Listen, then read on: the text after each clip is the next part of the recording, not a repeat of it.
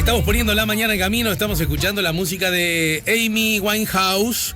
Hoy se cumplen 9 años de su muerte, esta formidable cantante, compositora británica, que está acá en el 98.7.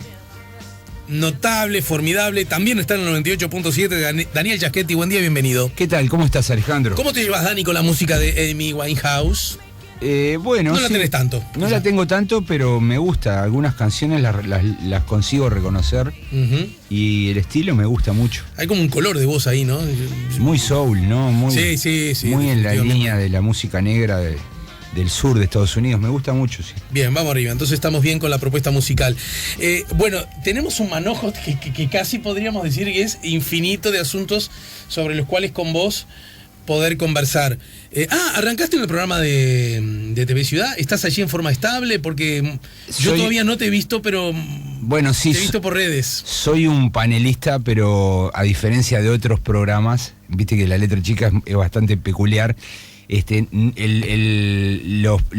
Los analistas o panelistas van rotando, ¿no? Ahí está. Hoy estaré.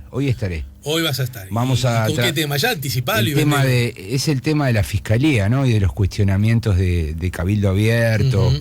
Y bueno, voy a estar. Estoy hoy y creo que después estoy la semana que viene, el martes, pero bien. Vamos rotando. Bueno. Con Natalia Ubal, con. Natalia Ubal, la colega más de La Diaria, ¿no? Claro. Y bueno, me parece que es una buena apuesta, es un programa distinto, y bueno, vamos a ver cómo sale. Bueno, te conmino, dijera Puglia, a que oficies de portavoz de las buenas nuevas de este programa. Bueno, totalmente. No, cuando se abren programas de discusión, de análisis, hay que celebrarlo, ¿no? Ya hubo un pedido de informe, ¿viste? Sí. De un edil acerca de. Sí, le hizo mucho bien el edil el programa, ¿no? Porque gracias al pedido de informe, ayer parece que tuvo un pico de audiencia, ¿no? Bien, bueno. El edil podría poner una agencia de publicidad, creo que a esta altura. Bueno, entonces mira, hagamos esto, porque ese perfectamente podría ser un buen tema para analizar contigo, pero. En todo caso, hay otro que me parece muy, muy interesante. Bueno, hoy es portada, además de los diarios. Cito como fuente La Diaria, pero podría citar también La República. El País también habla del asunto. Duro debate sobre la rendición de cuentas 2019. La coalición de gobierno acusa al Frente Amplio de hacer un gasto insostenible. Y fue acusada por de tergiversar la realidad. Y está circulando y se le ha dado mucha difusión a una intervención que Vergara hizo, el senador Vergara de la oposición, hizo a propósito del tema. Recordemos además, Vergara, hombre de lo que podríamos llamar la economía de lo que ha significado los 15 años del gobierno Frente Amplista. Antes que nada, ¿qué es la rendición de cuenta y por qué algo de un anterior gobierno tiene que votarla a este? Claro, mirá, eso es lo primero, ¿no? que tenemos que explicarle a los escuchas. La Constitución de la República establece 5 o 6 reglas importantes que regulan el proceso presupuestario de Uruguay. Lo más importante es que Uruguay tiene un presupuesto quinquenal, pero además tiene el Parlamento y en definitiva el Poder Ejecutivo y el Parlamento están obligados a aprobar cada año una rendición de cuentas que tiene que tomar en cuenta, perdón la reiteración de palabras, ¿no? Pero una rendición de cuentas que tiene que informar sobre lo ejecutado, y tiene la posibilidad de reabrir las dotaciones para el siguiente año, ¿no? Entonces la rendición de cuentas es un instrumento muy útil, le da flexibilidad al proceso presupuestario, porque perfectamente en 5 años las cosas pueden cambiar. Claro. Entonces lo que podría ser un presupuesto rígido para 5 años, con la rendición de cuentas de cada año, no solamente se aprueba el gasto ejecutado, sino también se pueden modificar las dotaciones para sueldos, gastos e inversiones del Estado, ¿no? Entonces, lo que tenemos es que durante el periodo hay 4 rendiciones de cuentas que efectivamente funcionan de ese modo, ¿no? Ajustando y dándole flexibilidad al proceso. Pero hay una quinta que no tiene esa posibilidad porque es la última, es la última del periodo. Lo único que hace es reportar gastos contables, y siempre es aprobada en el primer año del siguiente gobierno. Claro. Entonces, digamos, incluye esa especie de paradoja, ¿no? Claro, el primer año de cada gobierno lo que va a tener siempre es entre julio y septiembre tiene que aprobar la rendición de cuentas del último año del periodo anterior, y en septiembre empezar a discutir el presupuesto que va a comenzar a ser ejecutado el año que viene. Y que es un presupuesto para 5 años.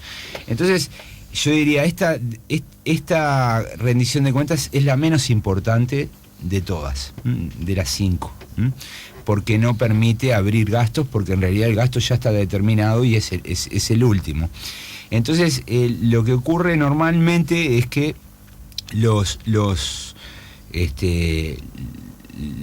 esto supone una especie de trámite administrativo, ¿no?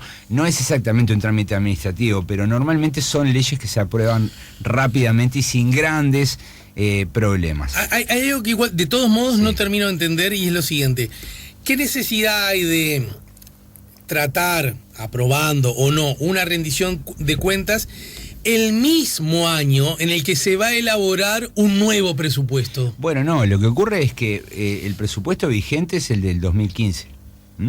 Y lo que esta ley está haciendo es presentar los resultados de la ejecución del último año.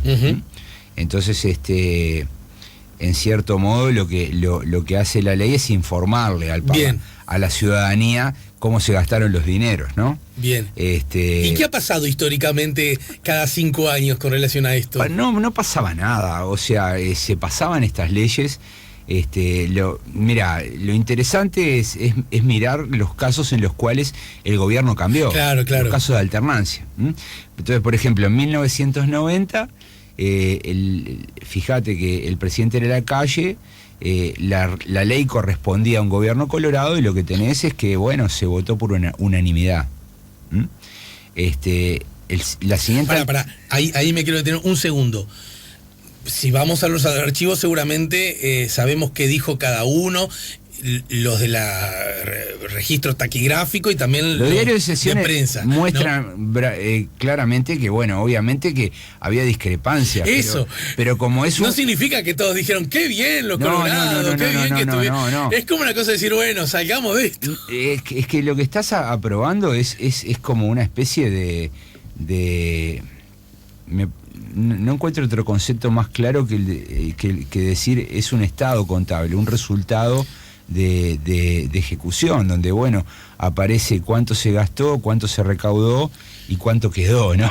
Entonces, no se puede. Es distinto a una rendición de cuentas normal, donde no solamente estás aprobando lo actuado en el año anterior, sino que también estás previendo... Puedes ejercer cambios, además. Puedes hacer cambios, claro, ¿no? Entonces, en el 95 veníamos de un gobierno blanco y asumió un gobierno colorado, también no generó problemas. Imagínate además que Sanguinetti tenía una coalición del Partido Colorado con el Partido Nacional, no había ningún interés de parte del gobierno de abrir eso, o de juzgar la actuación del gobierno anterior.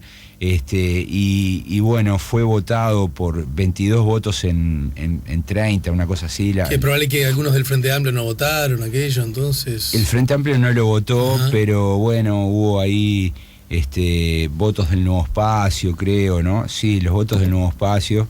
Y luego tenés... La siguiente alternancia es en el 2005. Esto es algo que lo trata la Cámara Alta, ¿no es cierto? No, bueno, es una ley que tiene doble aprobación por las dos cámaras, ¿no? Yo te estoy contando el Senado. El Senado, bien. Y bueno, y después tenés las del 2005, donde, bueno, también se generó un debate, pero fue aprobado por unanimidad. No. Claro, porque en el 2000 en realidad era colorado. Entonces, sí, entonces creo que Sí, bueno, en el 2005 creo que el único partido que votó en contra fue el Partido Nacional. Creo que el Frente Amplio y el Partido Colorado aprobaron la ley. Porque el Frente Amplio tenía 18 legisladores, el Partido Colorado creo que tenía 4 y eso llevaba 22. Entonces, lo interesante es que nunca se habían generado grandes líos con esto, sí. Pero en esta ocasión sí, y yo creo que esta ocasión es distinta porque hay un juego estratégico de los actores. Esta es mi interpretación. La senadora Graciela Bianchi se enojó mucho conmigo, porque bueno, me dijo que estaba haciendo política partidaria y cosas así. Pero en realidad, a ver si lo puedo explicar con cierta claridad. Con más letras de las que te permite un tuit. Bueno, claro, yo lo veo de este modo. A mí me parece que en realidad la rendición de cuentas se está usando como un adelanto de la discusión presupuestal, ¿no? Es decir, la gran discusión y la gran ley que queda en este periodo es la ley de presupuesto, que la Constitución le obliga al presidente o al Poder Ejecutivo a enviarla a los 6 meses de haber asumido, ¿no? Esto quiere decir que el presupuesto va a entrar el 1 de septiembre.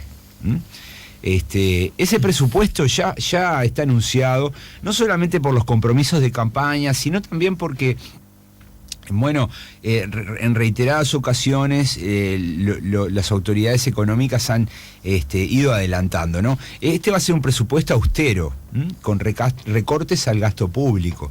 O sea, el gobierno sabe que bueno, que tiene un déficit fiscal alto y que tiene que ajustar. Como no, el gobierno no quiere crear nuevos impuestos, la única forma de ajustar es recortar el gasto. Entonces va a venir un presupuesto austero. Y eso va a generar dificultades, problemas. Entonces lo que necesita el gobierno es construir buenos argumentos para pedir ese sacrificio, ¿no? Porque un presupuesto austero supone que, bueno, que vamos a hacer menos cosas, que vamos a gastar menos en muchas áreas, ¿no? El presupuesto general tiene un componente muy relevante de gasto social. Entonces, bueno, es probable que el presupuesto recorte por ahí, ¿no? Entonces lo que se necesita es convencer a la población de que, bueno, de que vamos a tener que hacer un esfuerzo durante 1, 2, 3 años para poder reequilibrar las cuentas y generar condiciones para que la economía vuelva a crecer.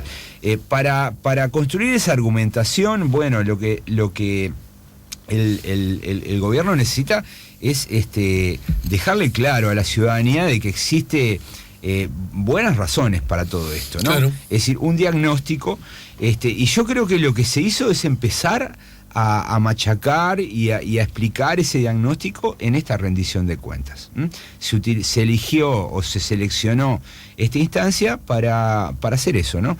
Es decir, para adelantar los argumentos que van a ser utilizados para aprobar el presupuesto a partir de septiembre. A ver si te sigo. Primero que nada, ustedes nos enseñan la historia, en realidad enseña que cada vez que un presupuesto debe aprobarse, digamos, a la baja en cuanto a la expansión del gasto, termina siendo para, por lo menos, algunos sectores de la sociedad, históricamente ha significado que muchos sectores y muy numerosos, la empiecen a pasar un poco mal, o dicho de otra manera, la empiecen a pasar un poquito peor. Sí. ¿Estamos de acuerdo? Eso, desde el punto de vista político, a nadie le gusta hacerlo ni a nadie le gusta recibirlo. Eso se llama costo político y en verdad, para atenuar o absorber ese costo político, lo que se necesita es convencer a los ciudadanos, a generar buenas razones de por qué estoy haciendo esto. Exacto. Esto que yo hago con Juan, cada vez que tomo una decisión que a él no le gusta. Exacto. Yo trato de decirle, sé que no te gusta, pero en realidad lo hago porque es mi obligación, yo soy tu papá, estoy acá para, vos no lo entendés ahora, pero ya lo vas, ¿no? Y hago todo ese verso. Totalmente.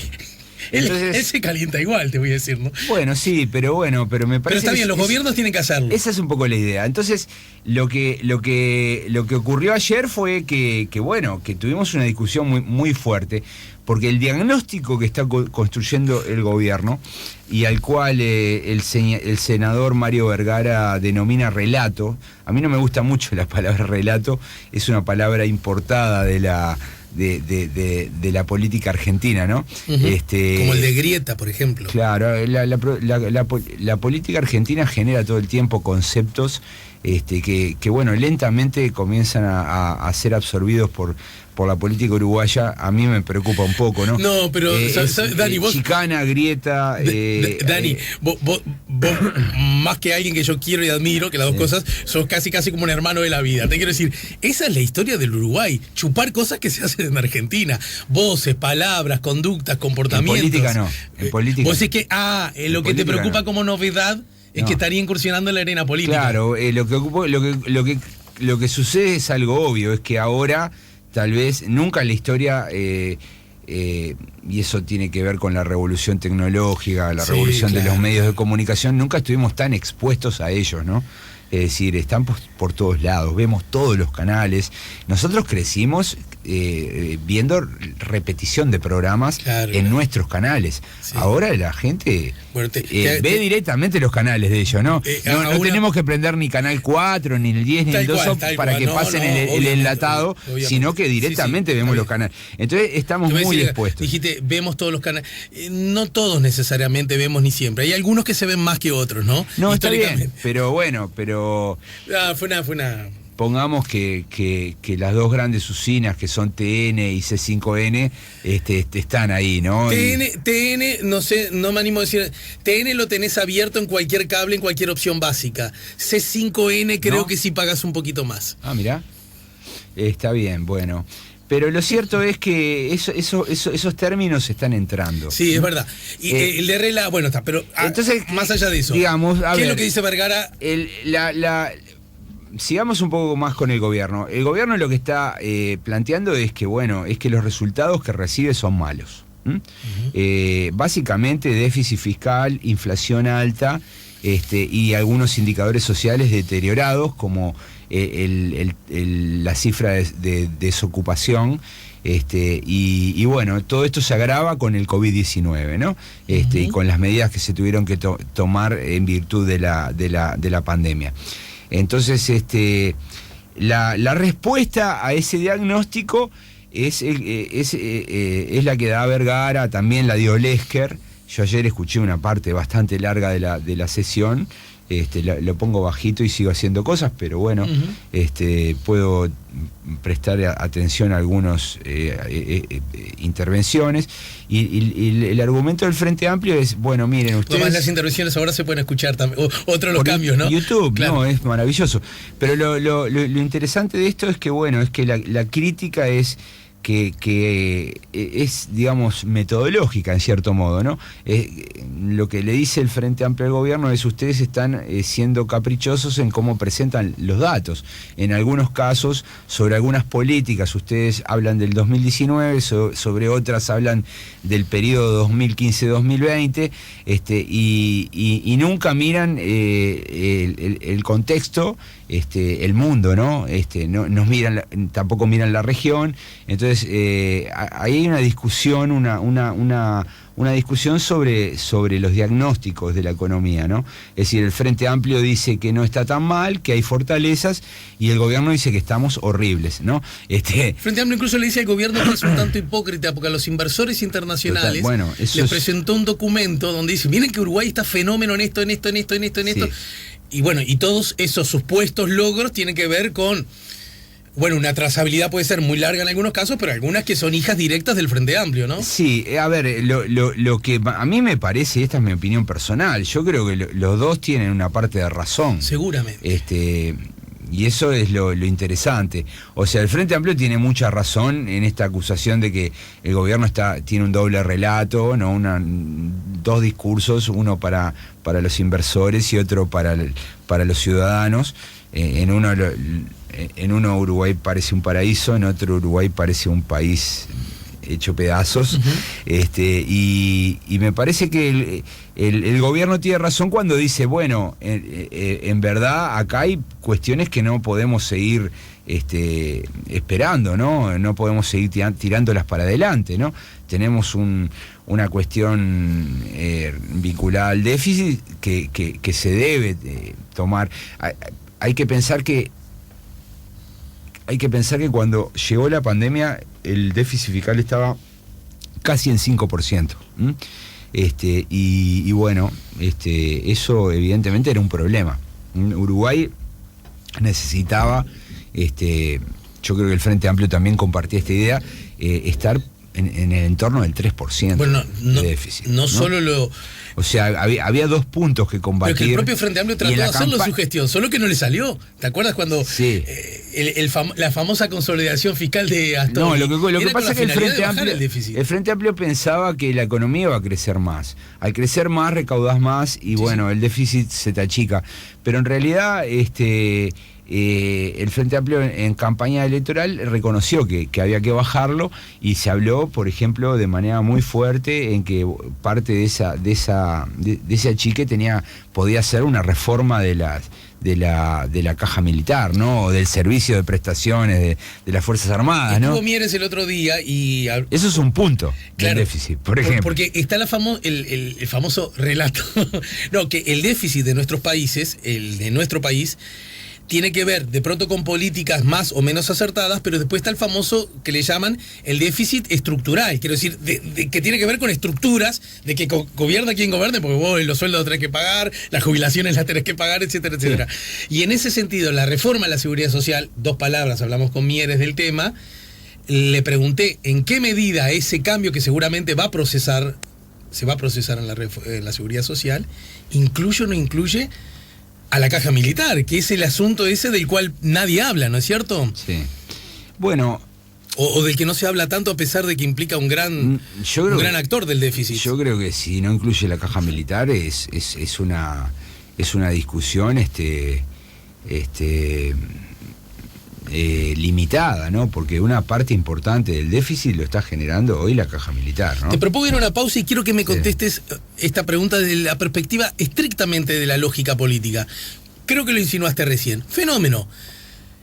La política también es establecer distintas miradas acerca de las mismas cosas, ¿no es cierto? Exacto. Sí. Y bueno, y una a través de los votos adquirirá más poder o predominio, y la otra cuando los votos vayan para... Y así vamos con la vida, es la vida, ¿no es cierto? Entonces, ¿cuál sería el problema en lo siguiente? Porque que el déficit está alto y que la desocupación está alta son hechos objetivos, ¿está? ¿Estamos de acuerdo? Sí. Por lo tanto, cualquier gobierno que asuma son asuntos que de algún modo va a tener que resolver. Después está cómo lo resuelvo, quién paga esto, bla, bla, bla. Sí. Pero ¿por qué necesitaría el gobierno de la coalición generar ante esta rendición de cuentas algo subrayadamente culpabilizador del Frente Amplio? No necesitas de agregarle más nada, la gente ya lo sabe. No, lo que pasa es que ahora con la pandemia saltamos del 5 al 7 o al 8, podríamos incluso estar más alto, la mayoría de los países están mucho más altos que Uruguay, pero además hay otro elemento. Lo decís luego de la pausa, ¿sí? Dale. Daniel Chasquetti está poniendo la mañana en camino. Estamos a propósito charlando de lo que está ocurriendo a nivel parlamentario, que es la discusión de la rendición de cuentas. Da la sensación que también que esto de agregar ese artículo tiene que ver también con una discusión que se procesaba dentro de la propia coalición, ¿no? Sí. Algunos dispuestos a votar, otros no, etcétera. Ahora hablamos de eso. Lo vemos con Daniel Chasquetti, que además, como se sabe, es experto en el sistema político, en particular en el Congreso nuestro, en nuestro Parlamento. Ya venimos, estamos en el 98.7. Estamos poniendo la mañana en camino, algunos mensajes llegan, estamos conversando con Daniel Chasquetti. A ver, Dani, algunos mensajes. Hola, escuché a un político que dijo que hay que recortar el Estado fortaleciendo la seguridad. La plata mejor dada es la que se da al empresario porque es el único que trabaja. Difícil dialogar con pensamientos tan radicales, lo entiende Omar. ¿Quién habrá dicho eso en términos así tan contundentes y concretos? Y bueno, hay gente dentro del Partido Nacional que piensa así, ¿no? Por ejemplo, el senador Sebastián da Silva, que es uno de los representantes de Solo Uruguay, es el suplente de Sergio Abreu. Él lo dice todo el tiempo. Buen día. En la última coalición blanco-colorada, el Partido Nacional no votó rendición de Valle. Ahora, claro que lo que vos comentabas hoy en el arranque, que salió con los votos del Frente Amplio recién instalado en el gobierno, ¿no? Sí. Ahora, podían hacer lo mismo y listo, pero meter un artículo 2 opinando sobre la gestión fue una chicana innecesaria y dinamita todos los puentes posibles para discutir el nuevo presupuesto. que el Partido Nacional se compra este problema, lo dice Javier. ¿Será para justificar recortes? 099-894-987. Hola amigos, Bianchi es enojada. Chaquetti muy acertado. Gracias por explicarnos a los que no logramos a veces entender, a los que hablan difícil, lo dice Judith. Bueno, por eso yo tenía ganas que hoy Daniel nos explicara de qué va esto de la rendición de cuentas, a propósito de su funcionamiento. Buen día, Ale, gente. Los ciudadanos tendríamos que empezar a preocuparnos por los movimientos extraños de Cabildo Abierto. La verdad que ya estoy preocupado. Mal a todos le siento al gato, lo dice Gerardo, que manda abrazos. Bueno, todos estos temas y este otro que se coló al final. Y yo te decía más temprano, bueno, pero ¿qué necesidad había de...? Bueno, un poco lo que enuncia el oyente, ¿no? Convencer a los ciudadanos de que el país está mal. Esa es la idea. Y cuanto antes se empiece a hacer... y bueno, uno mira las redes y hay juicios realmente como increíbles, ¿no? Porque esta idea de que se robaron todo, que sí. Ayer en la discusión parlamentaria surgió el tema de a dónde fue a parar la riqueza generada en 15 años, ¿no? De crecimiento. Ajá. Y Olesker respondió bien. Como si la riqueza... No, bueno, pero en realidad el salario real de los trabajadores aumentó, ¿no? Sí. Creció como, no sé, 6 puntos del PBI, la participación de los trabajadores, y obviamente que si mejoraste los niveles de igualdad y mejoró la redistribución del ingreso entre la ciudadanía, esa riqueza fue a parar a sectores que obviamente no son los típicos, ¿no? Uh-huh. Los sectores que controlan o dominan la economía, ¿no? Entonces, pero bueno, hay argumentos que intentan convencer a la ciudadanía de que los 15 años fueron 15 años perdidos.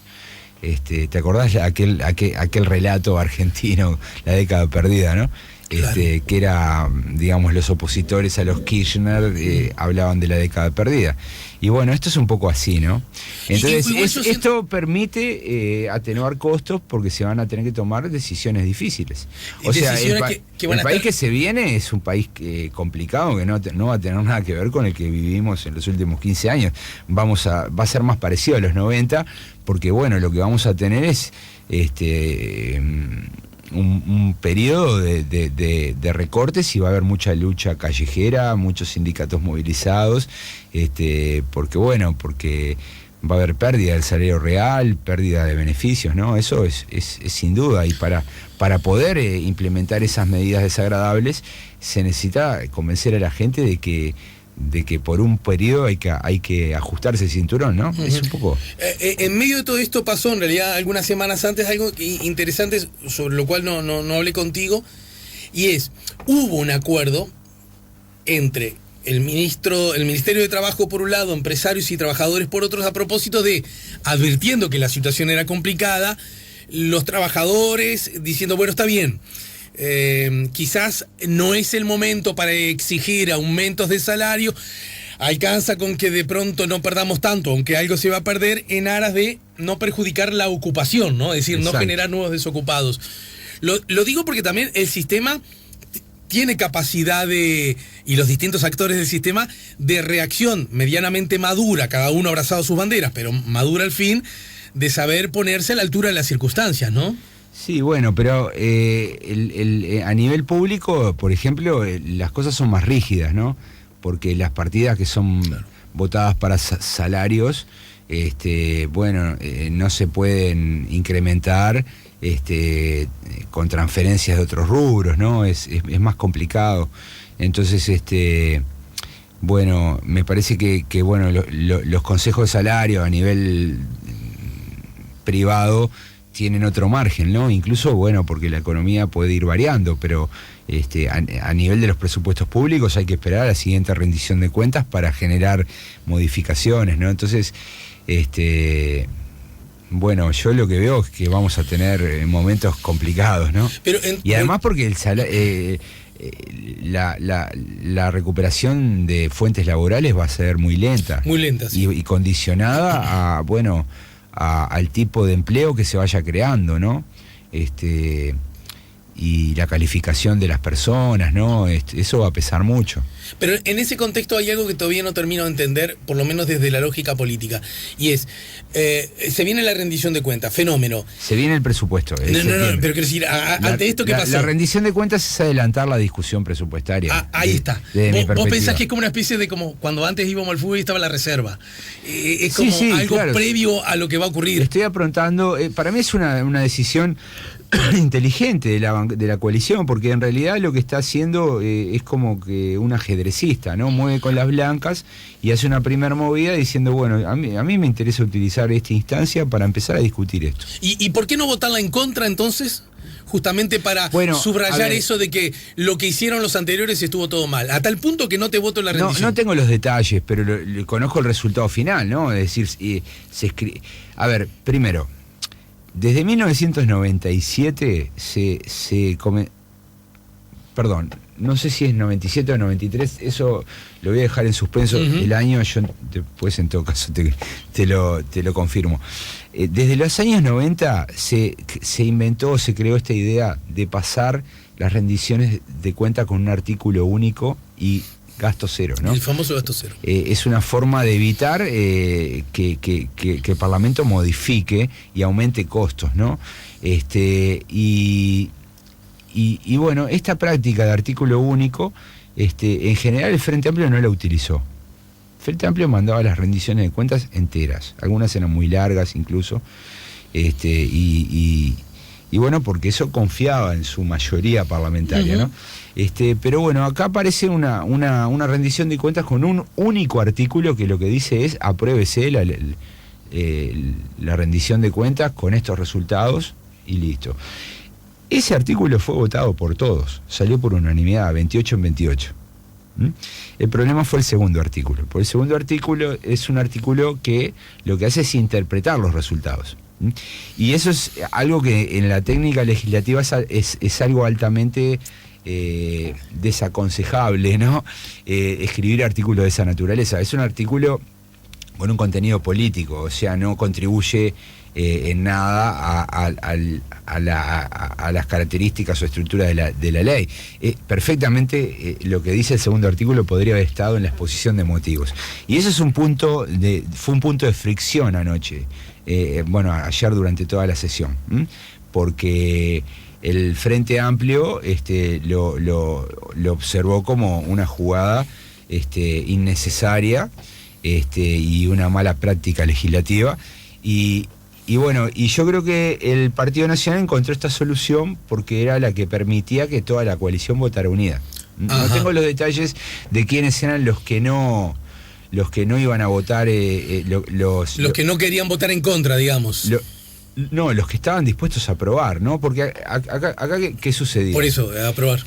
Si la rendición de cuentas no se aprobaba, no pasaba nada, ¿tá? Porque es la última, y vuelvo a repetir, el único propósito de esta rendición era aprobar un balance contable de lo actuado en el último año. Pero ese dato es fundamental: si no se votaba, no pasaba nada. Nada. Y si no se vota una rendición de cuentas antes, tampoco pasa mucho, porque lo que queda es el gasto previsto por el presupuesto quinquenal.